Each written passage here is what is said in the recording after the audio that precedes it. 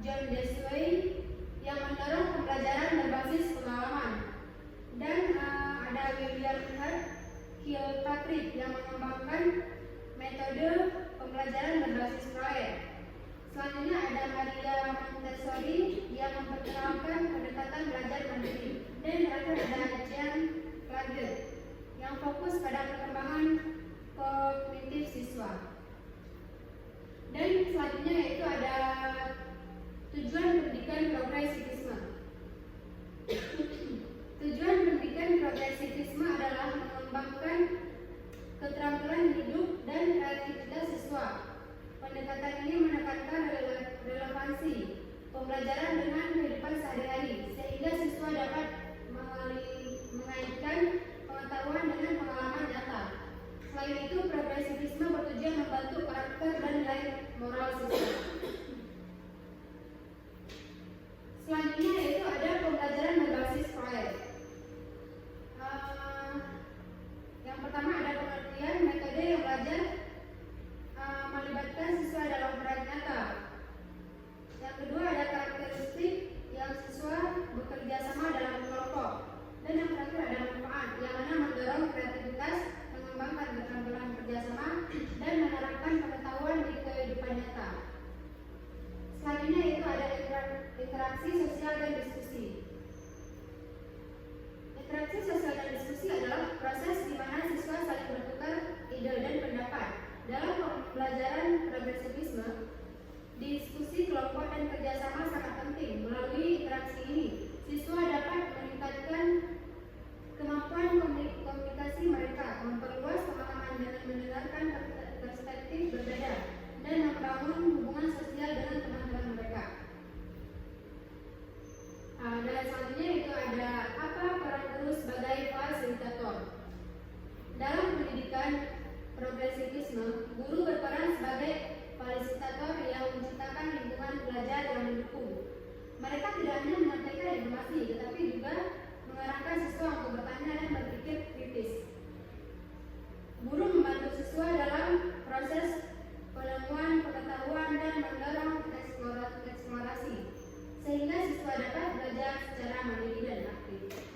Baik, dari apa yang saya jelaskan tadi, apakah ada yang mau tanya?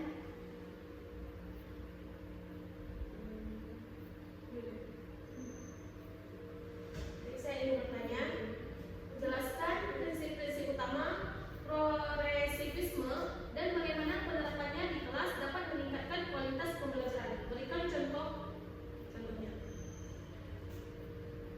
Apakah ada yang bertanya lagi? Izin bertanya. Jelaskan bagaimana pendidikan progresif dapat membangun masyarakat yang adil, demokratis, dan berkelanjutan. Berikan contoh konkret bagaimana pendidikan progresif dapat mengatasi permasalahan sosial di Indonesia. Baik, di sini saya ingin menjawab pertanyaan dari Nur Aziza. Yang pertanyaannya itu jelaskan prinsip-prinsip utama progresivisme dan bagaimana penerapannya di kelas dapat meningkatkan kualitas pembelajaran dan berikan contoh konkret. Nah, prinsip-prinsip utama progresivisme yaitu pendidikan berpusat pada peserta didik, pendidikan sebagai proses pengalaman, pendidikan untuk kemandirian dan tanggung jawab, fleksibilitas dan adaptabilitas, dan kolaborasi dan interaksi sosial. Nah, penerapan di kelas itu seperti pembelajaran proyek, siswa bekerja sama dalam proyek yang menantang mereka untuk berpikir kritis dan memecahkan masalah. Contoh konkretnya itu misal di kelas kita siswa dapat melakukan eksperimen untuk mempelajari konsep fisika, bukan hanya membaca teori di buku. Selanjutnya pertanyaan dari Jessica Ramadhani,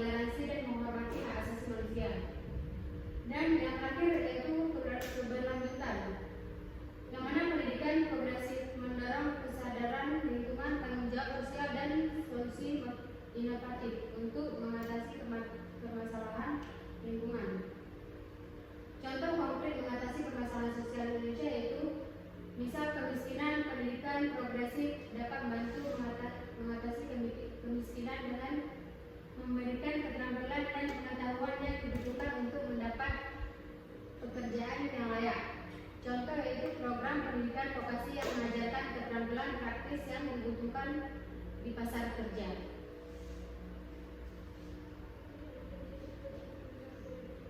Apakah ada yang menambahkan atau bertanya lagi? Baik, kalau tidak ada, saya ingin mengambil kesimpulan dari apa yang saya jelaskan tadi, yaitu pendidikan progresivisme menekankan pentingnya pengalaman siswa dalam proses belajar dengan fokus pada keterlibatan aktif, interaksi sosial, dan pembelajaran berbasis proyek. Pendekatan ini bertujuan untuk mengembangkan keterampilan hidup dan kreativitas siswa. Peran guru sebagai fasilitator sangat penting dalam menciptakan lingkungan yang mendukung pembelajaran. Secara keseluruhan, progresivisme membantu individu yang siap menghadapi tantangan di masyarakat. Sekian, terima kasih. Assalamualaikum warahmatullahi wabarakatuh.